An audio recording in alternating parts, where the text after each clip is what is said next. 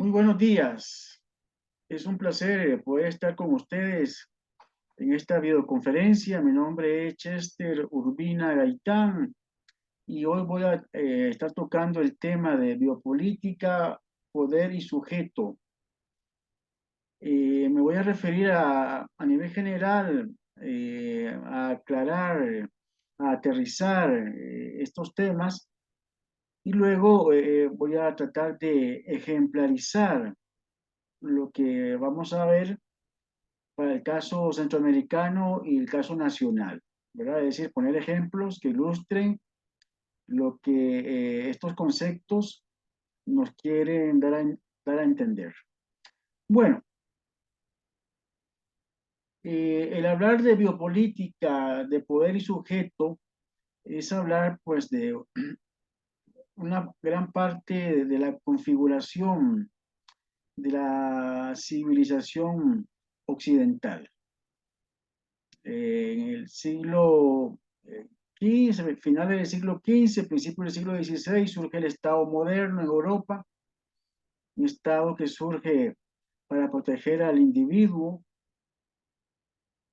Posteriormente, transitamos hacia el siglo XVIII, el llamado siglo de las luces o de la ilustración, donde se descubren ciertas concepciones políticas, ciertas libertades inherentes al ser humano, ciertos derechos, pero también se formulan y se aplican dispositivos y mecanismos de control social que van a controlar el comportamiento del individuo e incluso limitar las libertades que éste tiene. En el siglo XVIII, como había señalado, surge lo que se llama un movimiento, ¿no? Que trata de racionalizar los problemas propios de los seres humanos, como la salud, la natalidad, la nupcialidad, la longevidad, las razas, etcétera, por parte del Estado. Es decir, el Estado en su asentamiento como poder central trata de medir, de contar, de encasillar a los ciudadanos, ¿no? Con el fin de imponer su control, su poder político, económico sobre un territorio, sobre un país. Es necesario, creo que, reflexionar sobre este tipo de temáticas, ya que nos ayudan a conocer cómo se da este proceso de clausura y los usos disciplinarios, donde entran en juego lugares como el manicomio, la cárcel, el cuartel, el hospital, la fábrica, la escuela, la correccional, la universidad, etcétera. Uno de los objetivos fundamentales de la creación de estos dispositivos e instituciones es el control del cuerpo, ¿no? El cuerpo que sufre una inscripción disciplinaria en la sociedad moderna, en nombre de la racionalidad organizada como inclusión forzada e institucional, inaugura un nuevo modelo de sociedad, la sociedad disciplinaria. En este sentido, creo que una de las instituciones que van a ser reforzadas para esta sociedad disciplinaria va a ser el hospital, ¿verdad? Donde se van a mantener internos aquellos que puedan contaminar tanto físicamente, ¿verdad? Como políticamente la sociedad. Hay que pensar que el Estado es encabezado por, en este caso, por una burguesía, por un grupo político económico, pero que también es un grupo con una adscripción étnica, ¿verdad? Pertenece a un grupo étnico y va a tratar de imponer su control y su poder a las demás etnias, o incluso en algunos casos exterminarlas, como vamos a ver posteriormente. Es decir, aunque estamos en un siglo XVIII, y ya más adelante en el siglo XIX, donde se conceden, eh, digamos, libertades inherentes al ser humano, respeto a sus derechos, a sus libertades, ¿no? Esto, como vamos a ver, no fue respetado del todo por los estados nacionales, ¿no? Y ahí es donde uno se pregunta, ¿puede el Estado, en nombre de la paz, de la seguridad, violar los derechos humanos, cometer crímenes de lesa humanidad? ¿Verdad? Esa es una pregunta que se hace y se ha visto a lo largo de la historia que regímenes autoritarios, dictaduras militares, han violado las constituciones políticas, eh, las garantías individuales, ¿no? En nombre de la seguridad del Estado, en nombre del orden, en nombre del control, ¿verdad? Esto es importante, ¿no? Decir,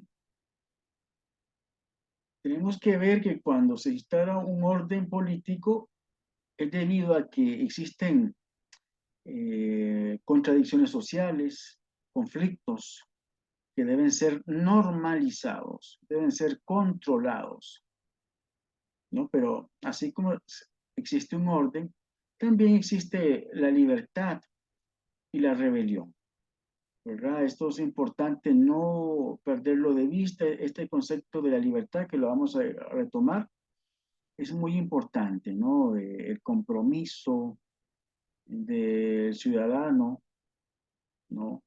Mantener esta facultad suya, ¿verdad? Frente al establecimiento de instituciones, de mecanismos y dispositivos que tratan de controlarlo, incluso de coaccionarlo, ¿no? En sus derechos, en sus libertades, en sus quehaceres cotidianos. Tenemos que tener presente esto, ¿verdad?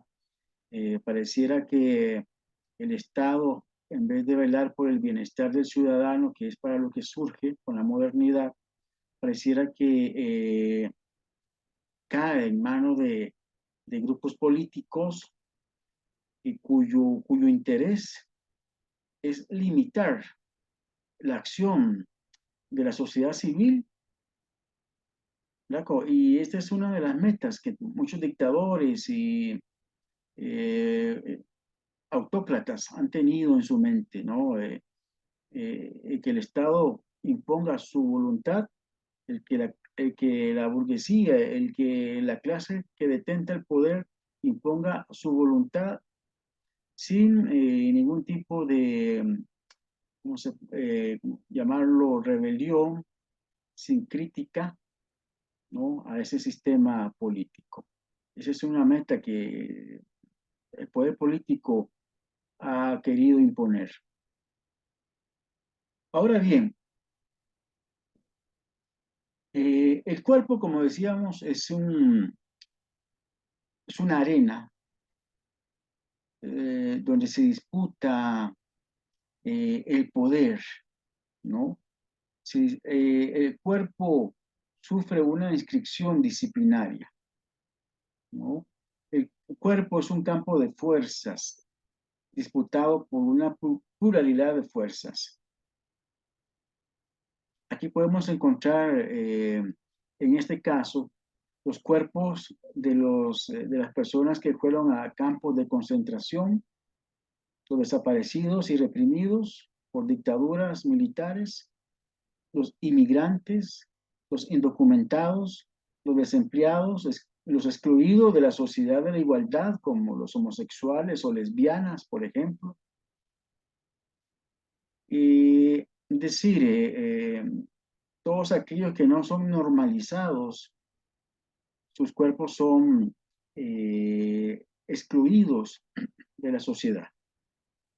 Y el neoliberalismo en este caso lo que nos ofrece es un paraíso falaz del bienestar, ¿no? De un progreso, ¿no? Y precisamente es esta visión de la historia de la ciencia la que debemos de combatir. Esa visión de que vamos hacia adelante siempre, vamos mejorando, vamos hacia el progreso, ¿no? Y esto no es del todo cierto, ¿verdad?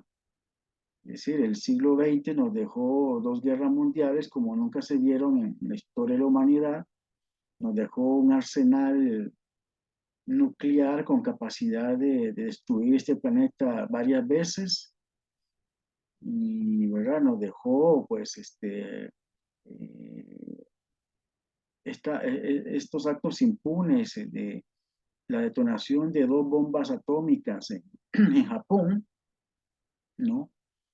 Eh, actos que violan, pues, los derechos de las personas y nos demuestran la capacidad de violencia, la capacidad de odio, la muerte, la destrucción que el ser humano puede ocasionar sobre otro, que no es controlado, que no es igual, que no está dentro de los parámetros sociales, culturales, políticos, que en este caso una élite política impone, ¿no? Esto tenemos que dejarlo muy, muy remarcado. El cuerpo ideal dentro de la sociedad disciplinaria es aquel cuerpo del hombre máquina, carente de discurso, vacío de subjetividad, que permite ser manipulado, permite ser inserto en dispositivos sin ofrecer resistencia. Ese es el cuerpo ideal en la sociedad disciplinaria, es decir, una persona que yo diría inerte, ¿verdad? Zombie, sin conciencia de sí mismo, de su entorno, y al que se le ha robado todo, todo, incluyendo su libertad, su pensamiento, su razonamiento, y es parte del sistema disciplinario. Ese es el cuerpo ideal, ese sería como el sujeto ideal, ¿no? Aquel que no establece luchas, aquel que no pelea por su libertad, por ser libre, ¿no? Y que se entrega totalmente al control y a la utilización por parte de esta sociedad disciplinaria. Eh, lo que Marx llamaba ideología en la sociedad disciplinaria se va a llamar discursos, discursos de verdad, discursos del saber, que son visionadas, es decir, que son visiones donde se establecen revisiones sobre nosotros mismos.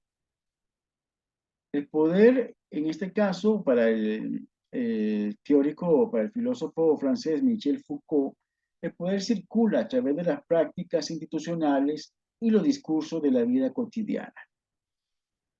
Es decir, en las sociedades modernas, eh, el ser humano vive en colectividad para asegurar su existencia, asegurar su sustento, su seguridad alimentaria, médica, su protección por parte del Estado y en un pacto con el soberano, con el Estado, cede su libertad para ser protegido por este, ¿no?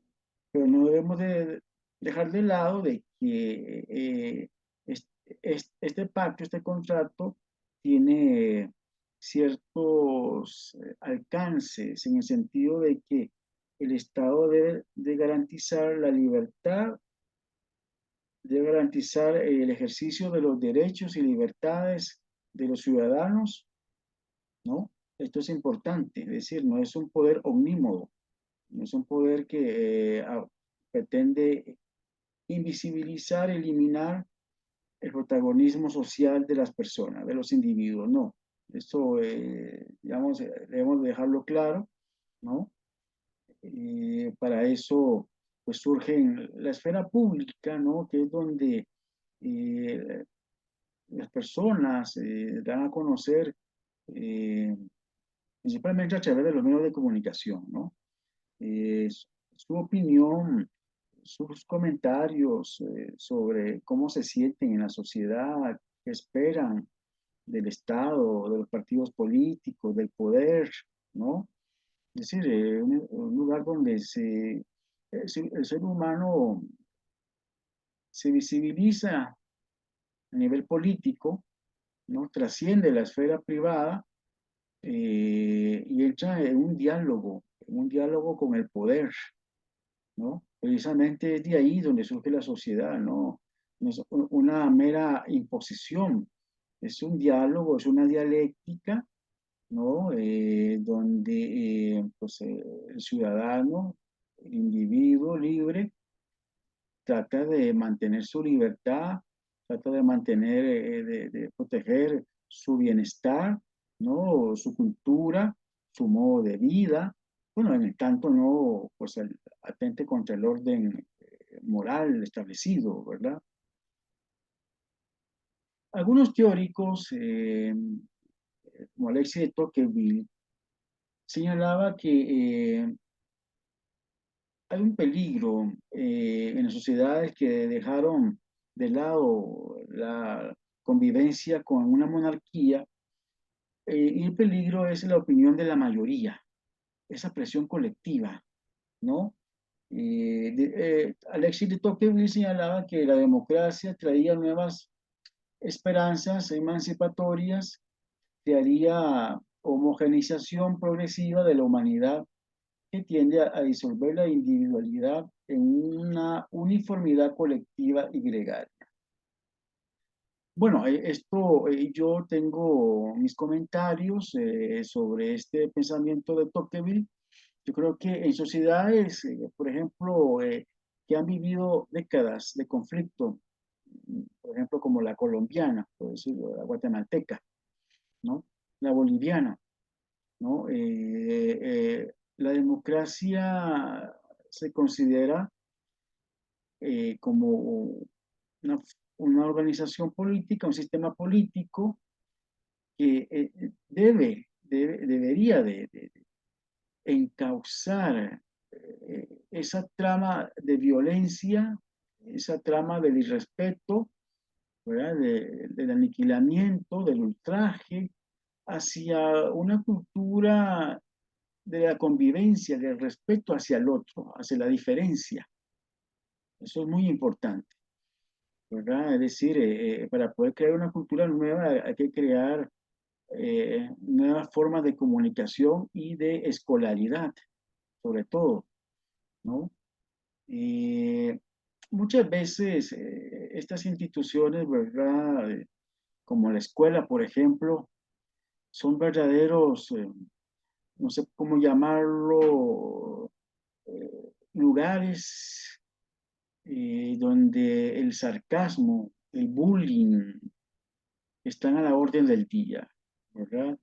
Es decir, el niño, la niña, que no es parte del estándar físico, ¿verdad? Porque o que es obeso, o es muy flaco, o es muy alto, o es muy bajo, es reprimido, es objeto de burla, ¿no? Yo cuando pienso en esto, pienso también en esa canción del grupo británico Pink Floyd, Otro ladrillo en la pared, donde da un buen ejemplo, ¿verdad? De esto que estamos hablando, ¿verdad? De que el sujeto debe de ser parte de la sociedad, sí, pero sin criticar, sin rebelarse, sin, ¿no? Sin impugnar ese poder ese poder de cosificación, porque al final es eso, ¿verdad?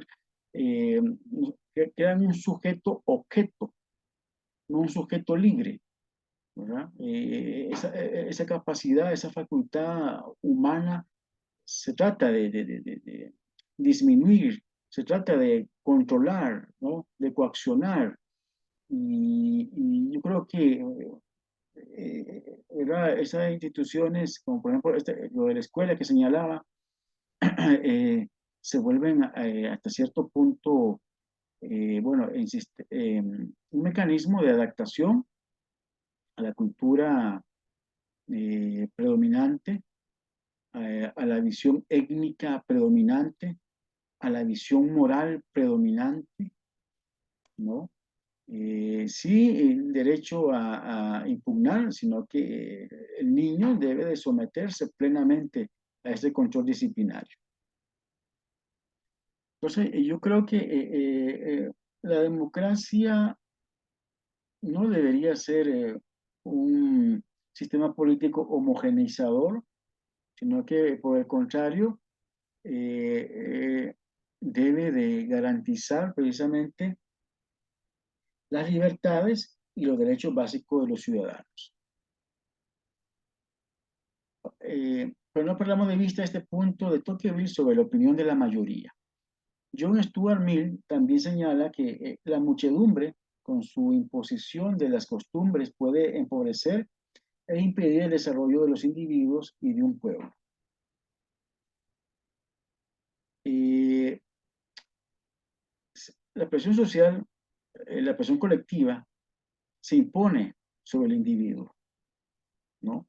Es decir, someterse a ciertas normas, ciertos usos culturales, ciertas visiones del mundo, de la sexualidad, ¿no? Del cuerpo, ¿no? Etcétera, eh, que nos limitan precisamente eh, en nuestra facultad de ser uno mismo, de ser uno un individuo libre, ¿no?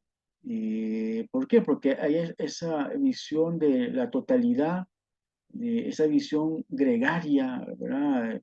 De que somos una cultura nacional, de que somos así, etcétera, que lo llevamos en la sangre. Aquí esto no se lleva en la sangre, aquí esto se impone con estos mecanismos, con estas instituciones, ¿verdad? No es que yo soy democrático porque lo llevo en la sangre, no, es porque tengo la lucidez, tengo la facultad de velar por el respeto a mis derechos, ¿verdad? Porque un derecho que no se respeta es un derecho que se pierde, ¿no? Entonces yo tengo esa facultad, tengo esa obligación, tengo esa responsabilidad de proteger el sistema democrático frente al control institucional que viene del Estado. Es decir, no debemos de dejar por un momento de reivindicar nuestra individualidad como seres humanos. Es decir, en el momento que el Estado comience a crear políticas, visiones del mundo que atentan contra nuestra individualidad, es nuestro deber reclamar, es nuestro deber ir a la lucha social, a defender nuestros derechos laborales, culturales, eh, de género, ¿no? De edad, etarios, ¿no? Lo que nos da pues, una identidad grupal, lo que nos da un sentido a nuestra existencia, esto debe de ser respetado por el Estado y por las instituciones que se crean. Es necesario proteger al individuo y su libertad frente a la intromisión ilegítima del Estado, la tiranía de la opinión, ¿sí? De esto de la muchedumbre que estamos viendo. La sociedad ha agotado al individuo, lo ha absorbido, lo ha destruido le ha destruido su identidad personal y lo ha convertido en masa, ¿no? En un sujeto eh, sin capacidad de romper la dominación, un individuo anónimo, silenciado, ¿no? Adaptado, castrado a nivel político, ¿no? Creo que esto es importante, ¿verdad? Es decir, si bien es cierto, existen autoridades, existe un orden político que debemos de respetar y al cual someternos, pero tampoco este orden debe de sobrepasar, de aniquilarnos en nuestra capacidad como ser humano, como ser pensante, como ser libre. Yo creo que al contrario, el Estado, las instituciones deben de estar al servicio de la persona, del individuo, y fomentar precisamente, potenciar sus libertades. Hablaba de la escuela como una forma de sometimiento a la sociedad disciplinaria. Bueno, pero la educación no solamente es una forma de sometimiento, también existe una educación para la libertad. Pero yo creo que en esto la educación es un arma de doble filo, ¿verdad? También ocupamos una educación para la libertad, para el respeto, ¿no? Para la lucha. Esto es importante no perderlo de vista. Y sobre todo no dejar de lado esa socialización cotidiana en el hogar, en la familia, eh, para formar seres pensantes, seres con capacidad crítica. Y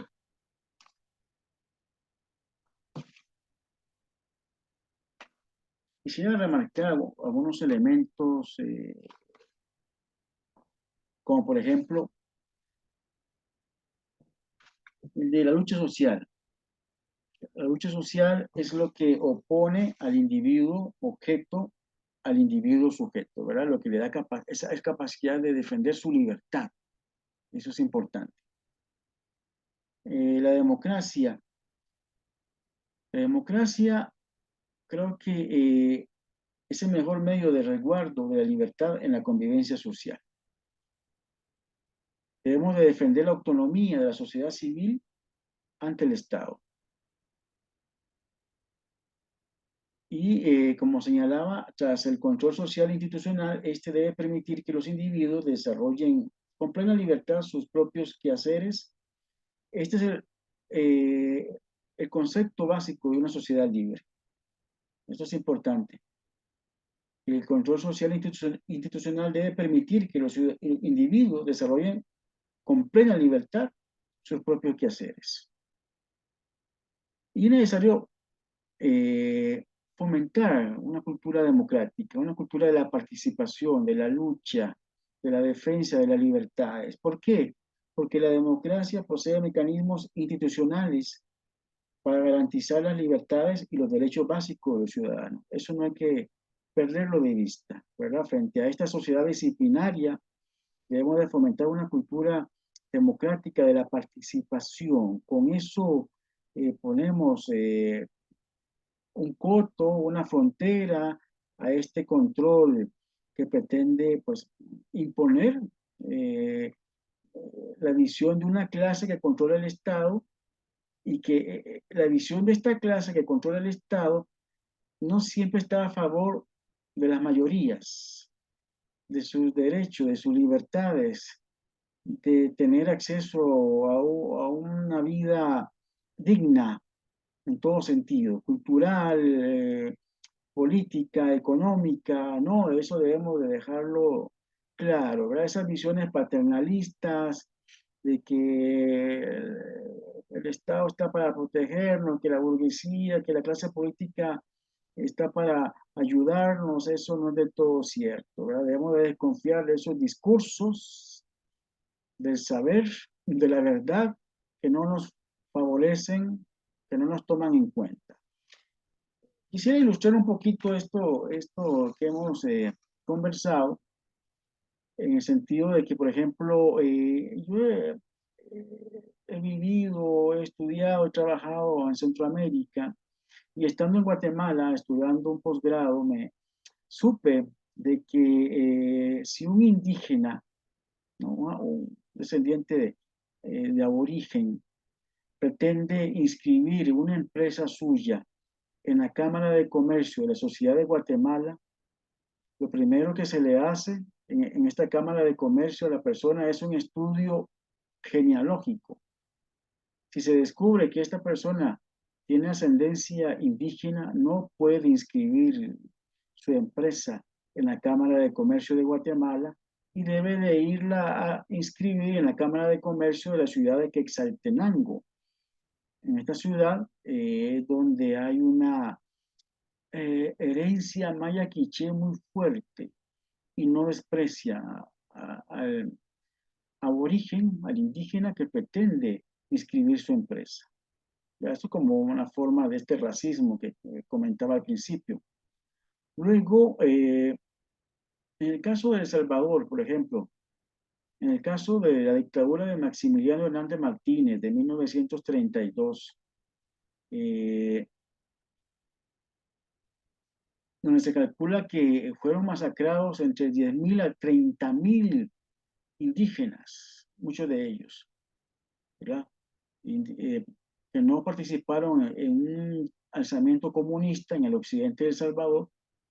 Lo interesante es que después de 1932, este dictador comienza a fortalecer lo que es el control social en las principales ciudades del país, comienza a introducir en el sistema educativo valores cívicos, morales, nacionales que se deben de respetar, ¿verdad? Esto con el fin de adaptarlo al nuevo régimen que él encabezaba, ¿no? Vean qué interesante, ¿verdad? Cómo con estos discursos morales, cívicos, nacionales, se cubre, ¿verdad? Todo este andamiaje, toda esta estructura política de la sociedad disciplinaria. No todas las sociedades se han tomado en serio la construcción de una sociedad disciplinaria, al estilo europeo, por ejemplo. En el caso de Costa Rica tenemos una paradoja muy interesante, que es que el Estado posee eh, el Instituto para el Alcoholismo y la Farmacodependencia, el IAFA, pero también posee la Fábrica Nacional de Licores, donde obtiene una buena renta, una buena entrada por la venta de licores fabricados por el Estado. Entonces vemos esta paradoja, ¿verdad? Por un lado, pues enferma, y por otro lado, pues tiene el IAFA, ¿verdad? Y todo el sistema hospitalario para rehabilitar al alcohólico, ¿no? Encontramos esto, encontramos también que existe un Ministerio del Deporte sin cartera. Es decir, solo existe un ministro atado de manos, que no puede desarrollar una política deportiva a nivel nacional, no le puede llevar los beneficios de la práctica deportiva a todas las personas a nivel nacional. Está atado, ¿no? Entonces uno se pregunta, bueno, ¿de verdad el Estado está interesado en fomentar, en dirigir la actividad deportiva eh, para que los ciudadanos, las personas se beneficien de la práctica del deporte? ¿Verdad? Según me doy cuenta, en la Asamblea Legislativa se está promoviendo, parece, por parte del Partido Nueva República, un proyecto, o existe también el interés de crear un proyecto de ley con el fin de otorgarle al Ministerio de Deportes su cartera. Históricamente, el Estado ha apoyado en lo más, con lo mínimo, ¿verdad? A lo que es las carteras de cultura y deportes. Han sido carteras marginadas por parte del Estado, ¿verdad? Pues eso nos dice un poco, ¿verdad?, de esta trama eh, del control social por parte del Estado. Es decir, pareciera que pues no existe la disposición, el interés de crear un Estado que vele por los derechos culturales, derechos sanitarios de las personas, ¿no?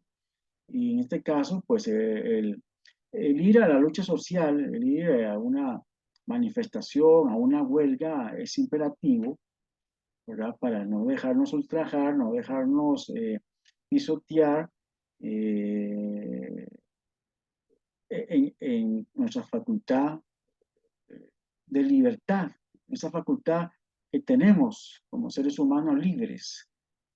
Y esto creo que es fundamental señalarlo, eh, matizarlo, ¿verdad? En nuestra vida, a tomarlo como una forma de convivencia con el otro, con la otra, ¿no? Que no es igual a mí. Yo creo que eso es fundamental. Y bueno, parece que el tiempo se cortó. En ese sentido, agradezco el espacio brindado y